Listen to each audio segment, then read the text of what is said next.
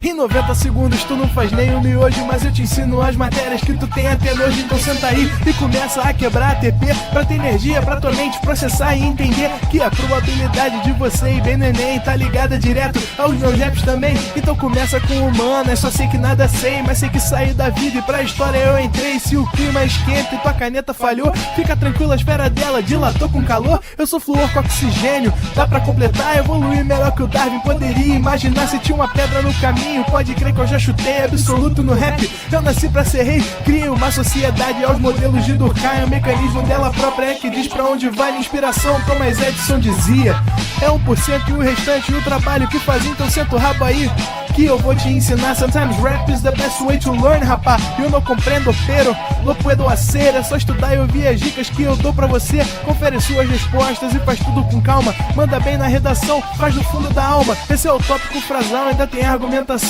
E a resposta pra você eu deixei na conclusão. Se tá nervoso, se acalma pra mandar bem. E se liga nos vídeos que eu te preparo pro Enem.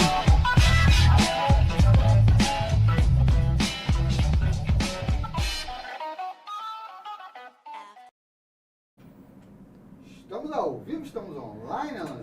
Salve, salve, vocês são fofoqueiros, hein? Vocês são fofoqueiros, hein? Caraca, aí, só tem fofoqueiro nessa parada aí.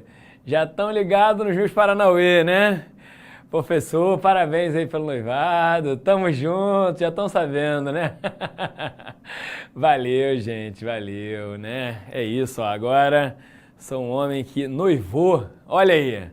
Caraca, vê se pode. É isso, e ó, antes que vocês pensem besteira, meu braço completamente arranhado não tem nenhuma relação com o noivado. Caraca, te espancou? Não. Eu luto.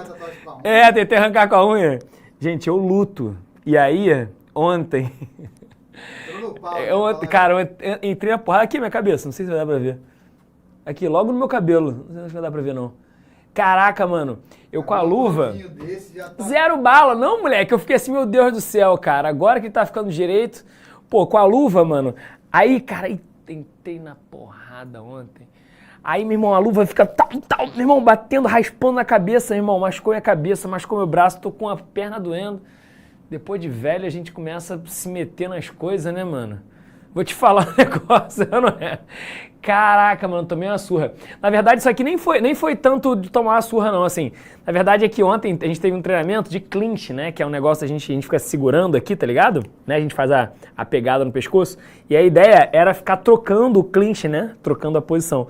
Só que, pô, a gente usa uma bandagem, né? Que é tipo uma atadura, né? E ela tem um velcro na ponta pra não sair. E o velcro do cara que tava competindo não, né? Tava treinando comigo. Cara, ele começou, cara, eu tava segurando aqui, ele começou a vral, vral, vral, vral. Caraca, mano, e tu, né, não pede pra parar, né? Ninguém vai pedir parar, né? Para aí que tá doendo. Ninguém para, né? Aí depois a gente vê o resultado. Caraca, mano, aí. Bizarro, cara. Sinistro, mas enfim, tô todo dolorido, mas tô aqui. Mas é isso. É Muay Thai, não é boxe, não. Ai, meu Deus. Leandrinho vai beber mais do que o Paulo no casamento do Alan? Já bebeu no noivado? Já bebeu no noivado? Gente, olha só, eu tô assustado com os meus amigos, cara. Tô assustado, cara. Sério? Sério, um eventinho assim pequeno pra meia dos gatos pingados, 100 litros de chopp. Mais 10 engradados de Heineken, pô. Tá maluco, pô. Que isso? Falar, olha só, gente. Ou a gente para de beber... Porque ou é casamento ou é bebida pra vocês, porque não dá, não. No casamento cada um vai levar seu engradadinho. Não é? A melhor coisa. Ai, meu Deus do céu. Salve, salve, gente. Deixa eu pegar aqui um negocinho. Hoje é aula de revisão, né, gente? A gente vai relembrar aqui algumas coisinhas que a gente falou até esse presente momento, né? Sobretudo nesses módulos 16 até o módulo 24. E é isso, galera. É isso. Vamos que vamos. Eu separei, galera, algumas questões que têm muito a ver com aquilo que a gente está conversando até o presente momento. Se vocês, por acaso, tiverem alguma questão dessa lista que eu coloquei, que eu separei, e que vocês queiram que eu faça? Ah, professor, tentei fazer a lista, não consegui fazer tal, não consegui fazer tal. Aí tu me fala, tá? Que eu posso priorizar essas aí para vocês. Tá bom? Então vamos lá para a gente poder tentar entender um pouquinho como é que a gente vai, né, se processando. Vocês vão começar a falar aí a questão que vocês querem, enquanto eu vou fazendo a questão 1. Demorou? Então vocês podem colocar no chat aí, colocar aí como se fosse uma pergunta para mim, que aí eu vou vendo tudo direitinho. Beleza? O Leandrinho é bom de Pix, hein? Tô só vendo ali, ó. O Osmar falou, Alan, Leandro vai fazer o Pix. Cara, o Leandro é bom de Pix. Depois pergunta para ele quanto ele deu pro Otto no casamento. Né? Pô, se pudesse dar adiantado, né? Já comprava antes, né? Depois pergunta pra ele. Depois manda no chat. Leandrinho, qual foi o teu Pix aí pro Otto? Depois me conta aí. O moleque é bom de Pix, tá? Já botei como padrinho. Pra não ter erro, é ou não é? Tem que pensar, ó. Pensa lá na frente, é ou não é? Vambora, meu povo. Vamos começar. Olha só, meu povo. Eu coloquei aqui a primeira questão pra vocês. E aí vamos fazendo, tá? Vambora.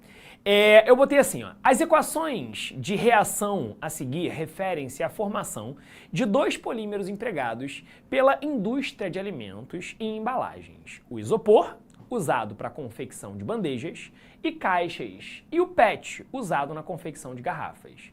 Isso daqui é pra gente a produção do isopor, tá? A gente chama esse isopor, né, tecnicamente de poliestireno, tá? Que é esse composto que está aqui. E para ser o isopor é o poliestireno expandido. Então, quando a gente produz esse poliestireno, a gente passa ar para poder gerar as bolsas de ar que existem dentro do isopor, que inclusive dá a característica dele ser isolante. E a gente tem também o PET. O PET, que é exatamente esse composto que a gente produziu. O PET, ele compõe para a gente uma molécula cuja fórmula apresenta a função orgânica éster. Por ser um polímero e apresentar a função éster, a gente diz que esse cara é um poliéster. Tudo bem? Então, o PET, que é o politereftalato de etileno, ele é um tipo de poliéster. Nessa reação, a gente bota um álcool para reagir com ácido carboxílico e assim a gente consegue produzir esse composto. Tudo bem, gente? Bom, vamos seguir nossa vida para saber o que ele propõe para a gente. Ele fala assim: a fórmula estrutural do composto 1 e a classificação da reação 2 são... Vamos lá. Ele quer saber qual é a fórmula estrutural desse composto 1. Para você entender qual é a fórmula estrutural dele, eu vou partir para o quadro para a gente começar a fazer essa resolução, tá? Então vem comigo aqui rapidinho, olha só.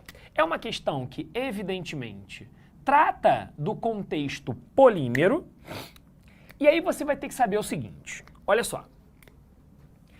A gente tem que produzir esse polímero daqui, ó. Ele contou pra gente que o polímero vai ser esse daqui, ó. CH. Aqui a gente tem uma ligação dupla, C. Aqui vai ser o polímero, N. E aqui embaixo ele colocou pra gente, na verdade aqui, ó, é só uma ligação. Beleza? E aí aqui a gente vai ter 2 e aqui a gente vai ter um H. E aqui a gente vai ter um anel aromático, tá? Esse é o composto produzido. Esse daqui é o polímero que nos interessa. Tá legal? Então, esse camarada que tá aqui, ele é o nosso poliestireno. Da onde que ele veio? Repara no seguinte.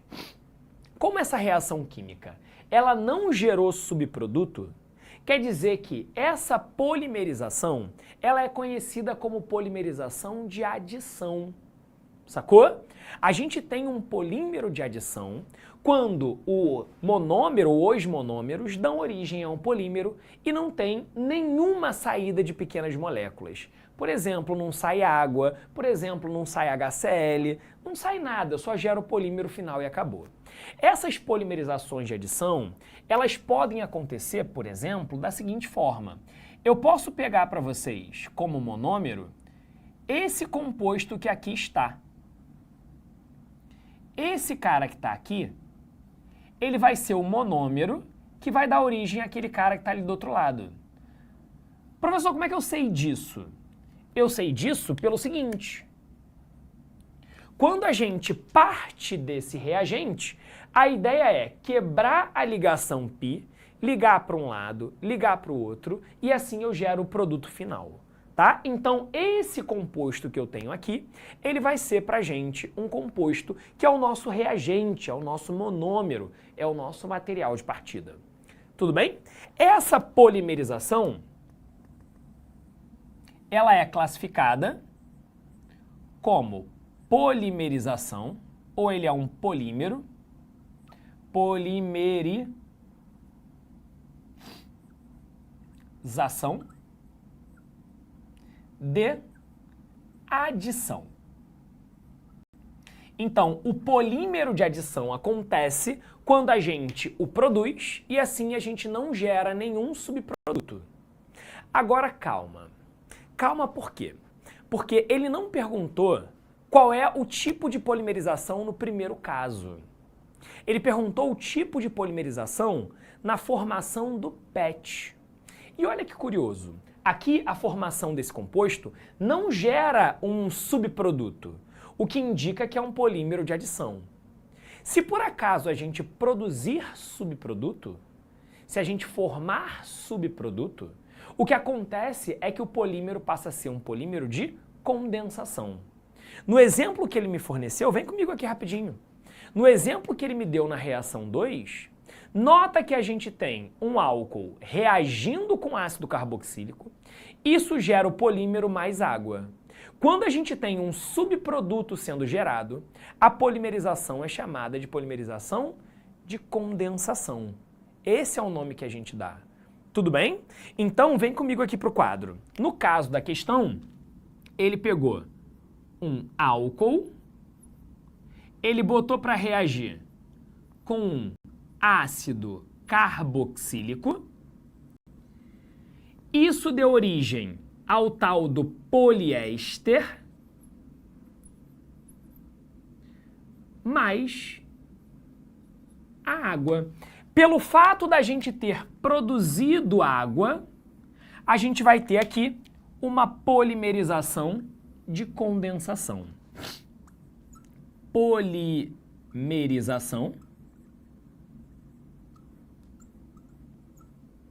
de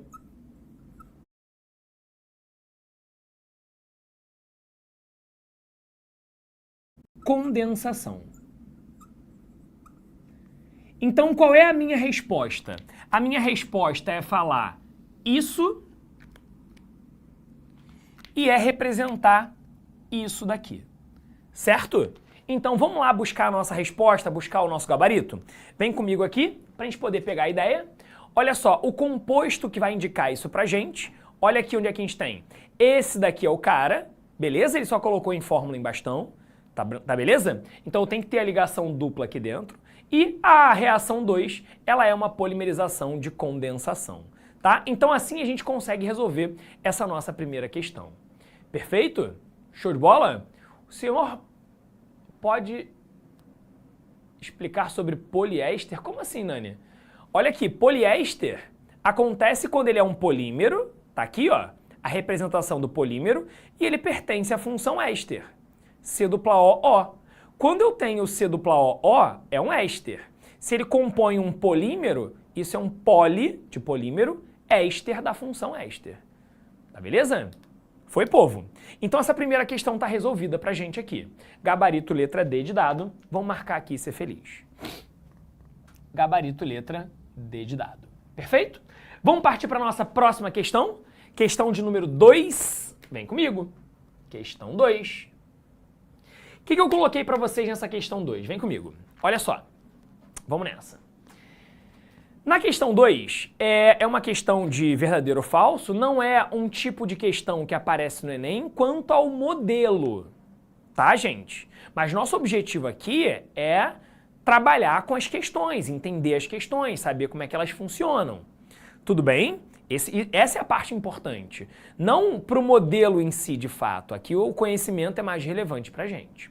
Bom, vamos nessa. Vamos ler o texto. Ele botou assim para a gente. Os alfa-aminoácidos são moléculas de grande importância química e biológica, pois são constituintes básicos das proteínas e são classificados de acordo com a sua cadeia lateral em aminoácidos polares, apolares, polares ácidos, polares básicos.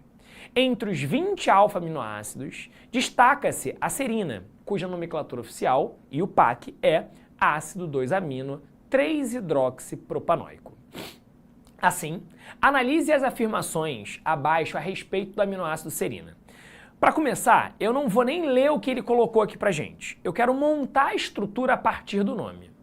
Esse cara é um ácido 2-amino 3-hidroxipropanoico. Vem comigo aqui. Ó, o ácido em questão, ele vai ser ácido 2-amino 3-hidroxipropanoico.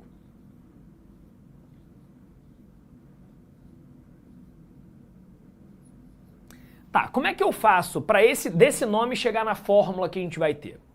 Eu começo sempre pela cadeia principal.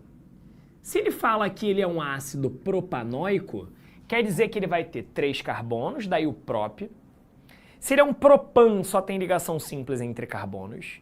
Se termina com oico, é um ácido carboxílico. Então, o que a gente vai ter?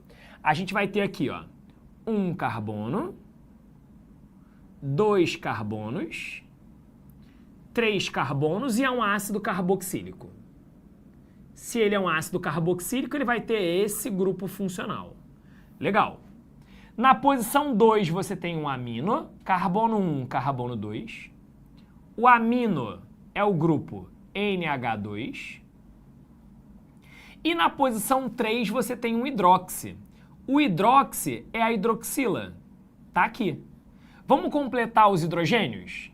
Aqui eu vou ter 2 hidrogênios e aqui eu tenho um hidrogênio. Esse é o aminoácido serina que ele contou pra gente. Tudo bem? E agora vamos para as afirmativas para saber o que ele colocou pra gente aqui. Vamos embora. Número 1. Trata-se de um alfa-aminoácido de cadeia lateral polar. Trata-se de um alfa-aminoácido de cadeia lateral polar. O que isso significa? Significa o seguinte, vem comigo. Olhando para essa estrutura, eu tenho aqui o nosso grupo ácido carboxílico, eu tenho aqui o nosso grupo amino e a cadeia lateral, que é esse pedaço que está aqui, ele tem uma hidroxila. Hidroxila é uma parte polar do composto. Então, sim, esse composto, ele é um alfa-aminoácido. Como é que eu sei que ele é um alfa-aminoácido? Quando no carbono 2 você tem o grupo amino.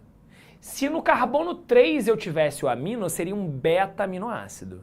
Tudo bem? Então ele é um alfa-aminoácido, onde a minha cadeia lateral é uma cadeia polar. Ou seja, se aqui fosse um CH3, aí não seria. Mas como eu tenho um OH que caracteriza pra gente uma parte polar no composto, essa afirmativa, ela é uma afirmativa verdadeira. Então a afirmativa de número 1, verdadeira. Legal. Vambora, segue comigo. Afirmativa de número 2, tá? Vamos ver o que ele colocou pra gente aqui. Ele botou, número 2. Em solução aquosa, é capaz de fazer ligação de hidrogênio intermolecular.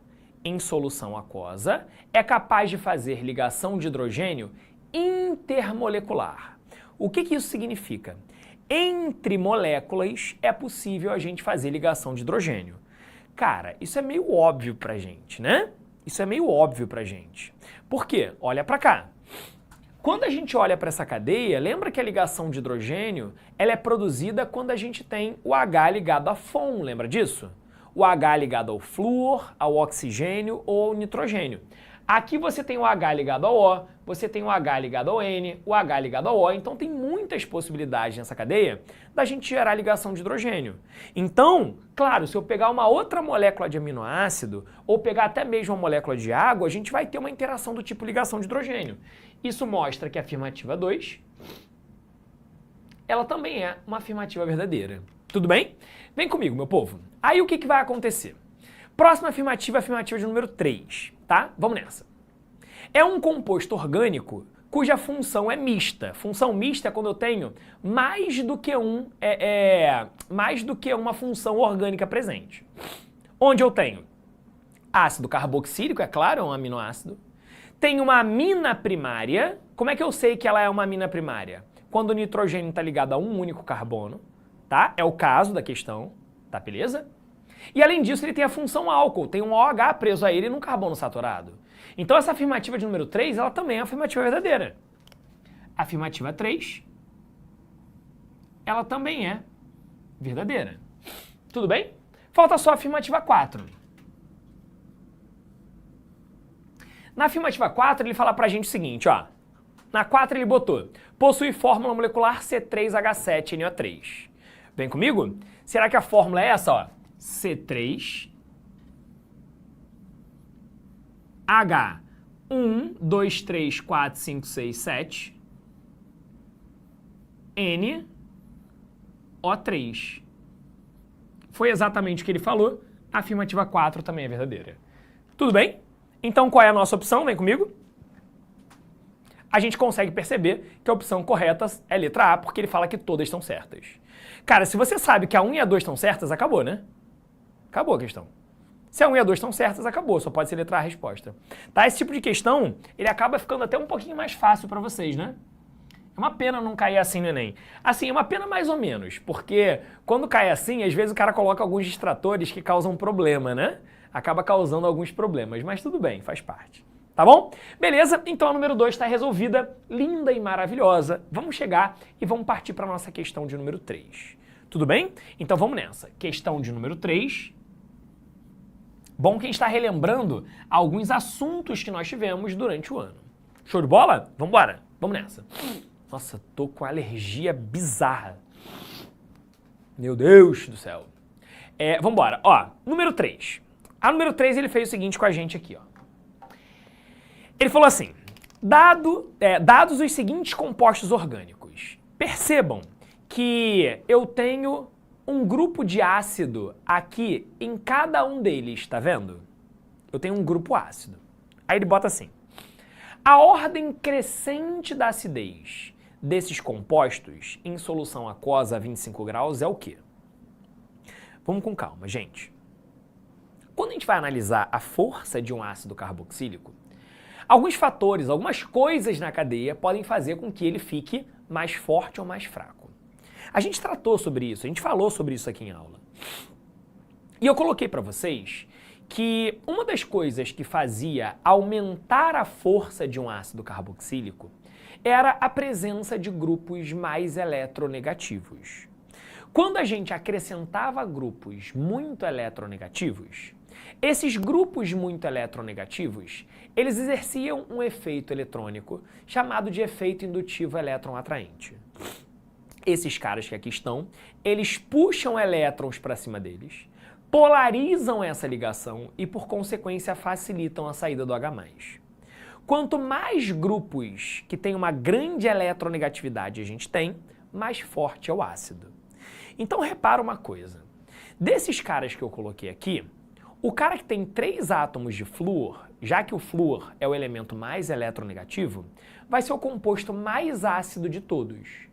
Depois vem o cara que também tem 3, só que 3 cloros. Esse cara com 3 cloros, ele vai ser mais fraco do que o cara que tem 3 átomos de flúor. Por quê? Porque o cloro é menos eletronegativo que o flúor. A eletronegatividade do flúor é 4, do cloro é 3. Tudo bem? Agora, esse daqui é o segundo mais forte. Depois vem esse. Esse daqui, ele não tem 3 átomos de cloro. Ele tem um único átomo de cloro. Então esse é mais fraco do que esse. Agora, esse daqui é mais forte do que esse, que não tem nenhum átomo, que não tem nenhum grupo que é muito eletronegativo. Então, se ele quer a ordem crescente, ele quer do menor para o maior. O menor deles é o número 1, depois vem o número 2, depois o número 3 e por último o número 4, que é o mais forte de todos. Sendo assim, a nossa resposta de cara já cai na letra A. Tudo bem? Então o nosso gabarito está na letra A, dá pra gente ser feliz. Acabou, ponto final, fácil aí. A galera já tinha respondido letra A no chat. Mandaram bem. Então número 3, gabarito letra A. Tá bem fácil essa daí, né? Ficou bem tranquila da gente resolver, sobretudo se você assistiu às nossas aulas falando de força de ácido. Show, meu povo? Maravilha? Vambora, volta comigo aqui. Questão de número 4. Essa daqui, a gente vai começar aqui agora a entrar numa parte de termoquímica. Tudo bem? E aí o que acontece, meu povo? Quando a gente cai numa parte termoquímica, a gente acaba tendo as resoluções com um gasto energético um pouco maior. Faz sentido? Sacou? Eu acabei de fazer uma questão com vocês aqui, que era a questão de número 3, que a nossa resposta, ela era num piscar de olhos. Tu sabia ou não sabia, marcava, acabou e acabou. Aqui, a gente tem uma questão de termoquímica. E questão de termoquímica, meu povo, é uma questão que vai envolver, não uma dificuldade, porque lei de Hess não é tão complexo assim, que é o tipo da questão, mas vai exigir um trabalho maior, principalmente por causa das contas. Então, no caso do Enem, todo mundo aqui evidentemente vai fazer Enem, eu sempre sugiro a vocês que vocês, quando pegarem questões desse tipo na prova do Enem, que vocês deixem essas questões para o final, se sobrar tempo. A gente sabe que o Brasil ele é um país que, na média, tem algumas dificuldades em matemática. A gente sabe que é um pouco de perfil do Brasil como um todo, né? A dificuldade na matemática ela é comum para todo mundo. Não adianta você gastar um tempo grande nessa questão, acertar essa questão, se você, por acaso, deixou passar uma questão muito simples de ser resolvida. Às vezes, a galera vai fazendo a prova do Enem na ordem que foi fornecido, e aí, no final, acaba faltando tempo porque gasta tempo naquilo que você não tem que gastar. Você só vai gastar tempo nisso daqui quando for necessário. Pô, vou fazer alguma coisa que naturezas tem peso maior, eu sei que eu vou acertar todas as questões mais fáceis, as questões médias, entende? Então, eu sugiro a vocês que esse tipo de questão vocês tendem a deixar para o final. Se sobrar tempo, vocês fazem. Se não, beleza. Tá bom? Tranquilo, gente? Então é uma sugestão que facilita. Não adianta tu gastar um tempo absurdo aqui e deixar uma questão fácil sem ser respondida. Uma das coisas mais tragédia no Enem, vocês vão perceber isso, espero que não na verdade, mas espero que vocês percebam isso com outras pessoas, é o seguinte, uma das coisas que mais ferram tua nota no Enem é quando vocês chutam questões sequenciais. Quando tu chuta, a tendência de você acertar é pequena. Então quando você pega, por exemplo, fazendo a questão na ordem, a prova na ordem, e aí chega no final da tua prova, falta tempo e você não consegue fazer a última página. Aqui o que você é obrigado a fazer? Chutar a questão em sequência. Ali certamente vai ter questão fácil, certamente vai ter questão média, certamente vai ter questão difícil. E no chute a probabilidade de você acertar é pequena. Então a tendência de você errar várias questões em sequência, inclusive questões fáceis, é muito grande. Então, cuidado, tá, gente? Cuidado. Eu optei por falar disso com vocês aqui agora, justamente porque a gente está no momento de revisão. Eu acho que durante o ano, às vezes, a gente gasta muito tempo falando da teoria, e não dá pra gente bater esse papo. Tá bom, gente? Então, eu sempre vou sugerir, cara, que vocês peguem as questões de conta de química e pulem e façam depois. Tá? Faz depois. Vou fazer direito. Pô, sabe que tua vida tá muito longe de ciência da natureza. Então gasta o tempo em matemática, que vai te dar uma nota maior, uma nota futura maior, tá? Beleza? Show de bola? Mas agora, eu vou fazer medicina, por exemplo, vou fazer enfermagem, vou fazer engenharia química. Aí você vai precisar de uma nota maior em ciência da natureza, então vai ter que acabar fazendo isso aqui. Só que não precisa fazer no começo, deixa pro final, tá bom? Show? Vambora, faz o seguinte, tira um print desse quadro aí, povo. Tira um printzão. E eu vou apagar aqui pra gente poder começar a construir o raciocínio dessa nossa próxima questão 4, tá? Deixa eu apagar aqui pra vocês. Ó, vou apagar tudo, inclusive eu vou tomar a liberdade de apagar a linha do meio. Porque, cara, a lei de Hess exige espaço. Claro que na tua prova, as reações que ele te fornecer já vão estar escritas, então tu pode rabiscar lá dentro. Só que aqui não, né? Então, pra eu mostrar pra vocês o que eu vou fazer, eu preciso trabalhar direitinho, cara, aqui com vocês, cada uma das reações e mostrar o que a gente vai ter que fazer e tudo mais. Se você já tem a prática de lei de Hess, vai ser feliz, tá, gente? Vai ser feliz. Aqui a gente vai estar trabalhando com calma, tá, gente? Pra gente poder resolver na moral. Ó, eu vou pedir pro Renan pra ele jogar a imagem pra mim. Enquanto isso, pode deixar lá que eu vou copiar essas reações aqui no quadro, tá? Então vou gastar 2 minutinhos copiando pra vocês, pra que fique fácil de vocês enxergarem as coisas. Tá beleza, povo? Show de bola? Então pode deixar aí, Renan, que eu vou copiando aqui pro pessoal. Ó, ele botou assim pra gente. Vou narrando só pra não ficar calado, tá, gente? Ó, carbono, grafite, vou chamar só de carbono, tá, gente? Ó, carbono.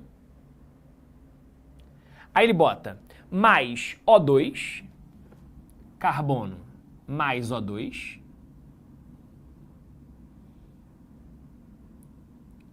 isso daqui forma CO2,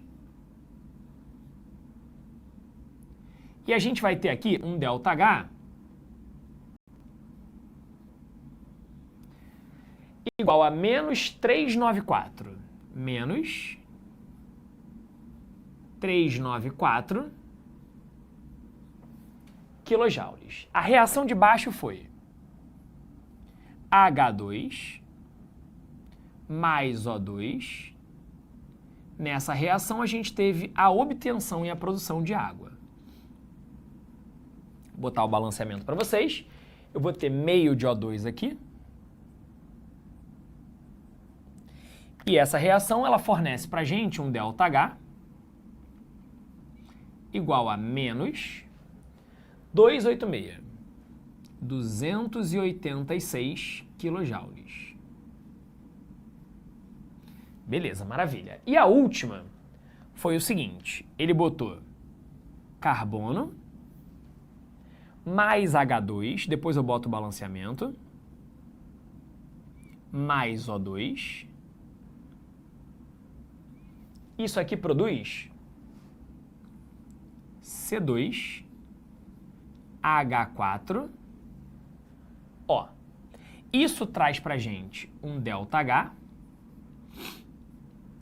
igual a menos 53 quilojoules. Menos 53 quilojoules. Só botar o balanceamento aqui, a gente vai partir para a resolução. São 2 carbonos, mais 2 H2, mais meio de O2. Isso forma 1 de C2H4O. Beleza? Então tá resolvido aqui. Ó, já reescrevi essas equações para vocês. Na lei de Hess, ele vai me dar várias equações com seus respectivos ΔHs, só que eu preciso de uma reação que é a reação que eu quero chegar. Agora a gente vai ter que ler o texto. Vem comigo. Olha só. No texto ele fala assim pra gente. A partir das equações termoquímicas de formação listadas abaixo, pode-se afirmar que a entalpia padrão de combustão do óxido de etileno, que é o C2H4O, é igual a quanto? Então, repara, ele quer saber qual é a entalpia de combustão do óxido de etileno, que é o C2H4O. Tudo bem? Foi? Tá, e aí, o que eu faço? Bom, a reação em questão ele não me forneceu, ele me deu as reações periféricas, né? A reação que eu quero é a combustão do C2H4O. E eu tenho que montar isso sozinho. Vem comigo pro quadro. Olha só. Eu objetivo chegar na combustão do C2H4O, que é o óxido de etileno. Se ele fala sobre combustão, eu tenho que pegar esse cara, mais O2. Se é combustão, gente, é combustível mais comburente. Combustível mais comburente. Essa queima, ela vai gerar pra gente como produto o CO2 mais a água. Tá aqui bonitinho para vocês. Então o objetivo dele é saber esse ΔH.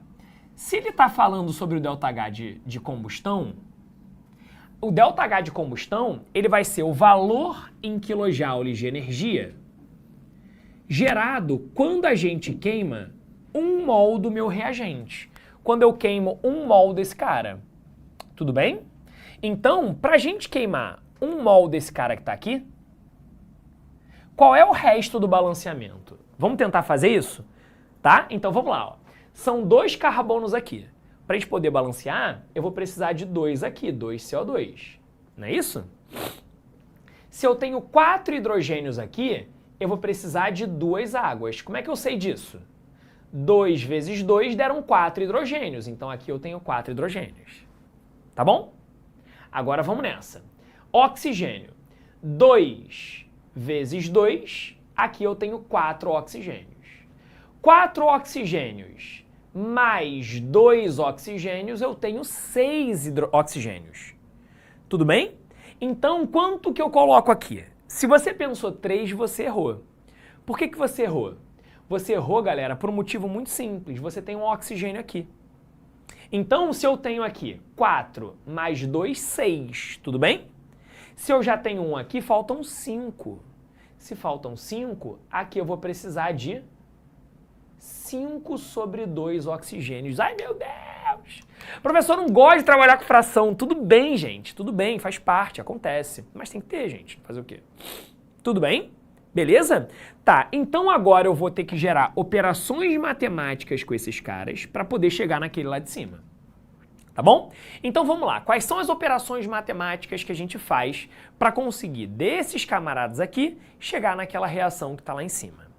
Bom, eu vou olhando componente por componente. Primeiro, eu preciso de 1 mol de C2H4O do lado dos reagentes. Qual é a reação que me fornece o C2H4O? A reação que me fornece o C2H4O é esse cara daqui. Só que tem um detalhe. Na reação que eu quero chegar, ele está do lado dos reagentes. Só que aqui ele está do lado dos produtos. Então eu preciso pegar toda essa equação e inverter. Certo? E aí eu vou fazer essa operação matemática para vocês. Tá, então vamos fazer a inversão desse cara? Olha só, para a gente poder gerar a inversão, eu vou fazer uma linhazinha aqui para que nós tenhamos um espaço para poder resolver. Tá aqui bonitinho. Vamos embora. Então eu vou inverter a primeira equação. Desculpa, a última equação. Quando a gente inverter, esse cara vai para os reagentes. Então vamos nessa. Vou ter aqui, ó, C2H4O. Invertendo, esses caras vão virar produtos. Então depois eu boto o balanceamento, ó. C mais H2 mais O2. Vamos botar os balanceamentos, ó. Aqui foi 2, aqui foi 2 e aqui foi meio. Quando a gente inverte uma equação, o que ocorre é que o sinal desse ΔH, ele também é invertido. O menos vira mais 53 kJ. Tudo bem? Então o que eu fiz? Fiz uma inversão da última equação. Beleza? Assim eu vou ter o C2H4O do lado certo, do lado dos reagentes. Agora vamos lá. Alan, o próximo que eu caio aqui é no oxigênio. Tá, e agora? E agora é o seguinte, se o próximo é o oxigênio, você tem que tomar um pouco de cuidado, porque existe oxigênio nas 3 equações. Quando você tem um componente na sua reação principal, que você objetiva chegar, e ele é encontrado em 3 dessas reações, o que acontece, meu povo, é que você não vai mexer nele agora, depois ele se acerta. Depois ele se acerta. Vem comigo. Eu vou partir agora para o CO2. São 2 CO2. Qual dessas 3 reações me dá CO2? Vê se não é a primeira. Nota que nessa primeira equação que ele me forneceu, o CO2 ele está do lado exato que ele tem que estar, que é ao lado dos produtos. Só que aqui é 2 e aqui é 1. Para que esse 1 se transforme em 2, eu preciso multiplicar essa primeira equação por 2. Então eu vou chegar aqui, ó, e eu vou multiplicar essa equação por 2. Tudo bem? Quando isso acontecer, a gente vai ter C mais O2. Isso aqui vai formar CO2. Como a gente multiplicou por 2? Eu vou ter aqui 2, 2 e 2. E aqui, o que acontece com ΔH?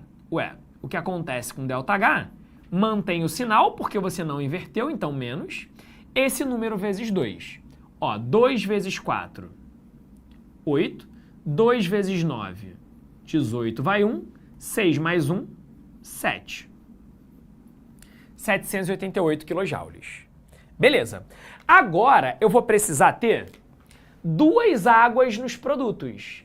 A reação que me fornece água é a segunda. O lado tá certo, o balanceamento não. Aqui é 2, então aqui vai ter que ser 2. Logo, eu multiplico essa segunda equação por 2 também. Quando essa multiplicação ela for realizada, o que vai acontecer aqui é que a gente vai ter o seguinte, multiplicando isso aqui por 2, a gente vai ter que H2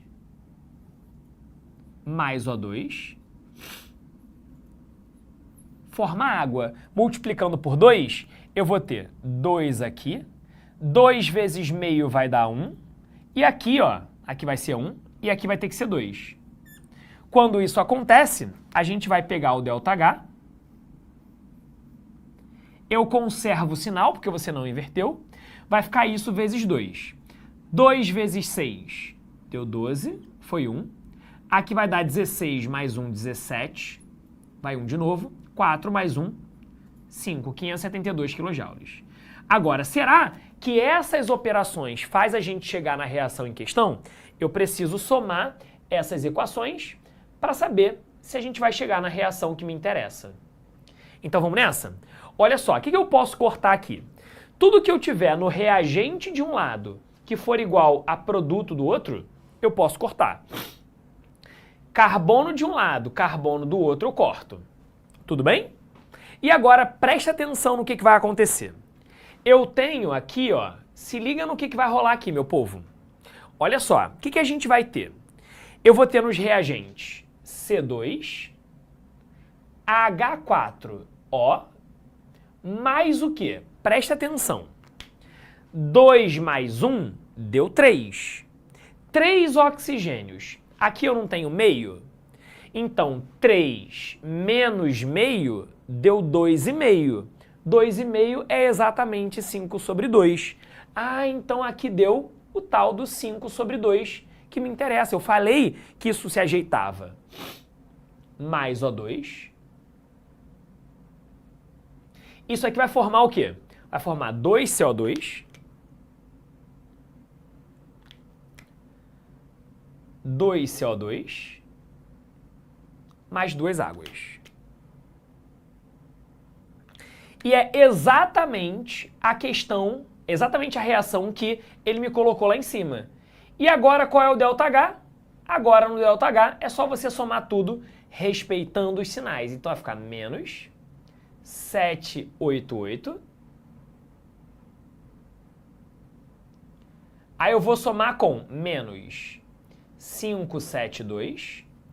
E eu vou somar com esse 53. Deixa eu ver quanto dá isso daqui. Vou fazer essas contas para vocês para a gente poder ganhar tempo. Vamos nessa? Olha só, isso aqui vai dar 53 menos 572 menos 788. Isso aqui deu menos 1.307. Isso aqui deu menos 1.307. Claro que vai dar negativo, né, meu povo? É uma combustão, então está liberando calor. E esse é o resultado, menos 1.307, a gente encontra na letra menos 1.307, letra D é o nosso gabarito, tá? Então letra D é o nosso gabarito aqui, ó. Letra D, tá? Simples assim. Alan, a questão tinha me falado que esses ΔHs são ΔHs de formação. Eu poderia resolver, ao invés de ser por lei de Hess, fazer por entalpia de formação? Poderia, pegando produto menos reagente, tá? Então não tinha nenhum problema. Tá? Isso podia ser feito porque ele contou que era ΔH de formação, então daria para fazer desse jeito. Tudo bem? Beleza? Show? Vocês perceberam aí, até o Carlson falou, 30 minutos da aula só nessa questão. Foi um pouco menos do que isso, evidentemente.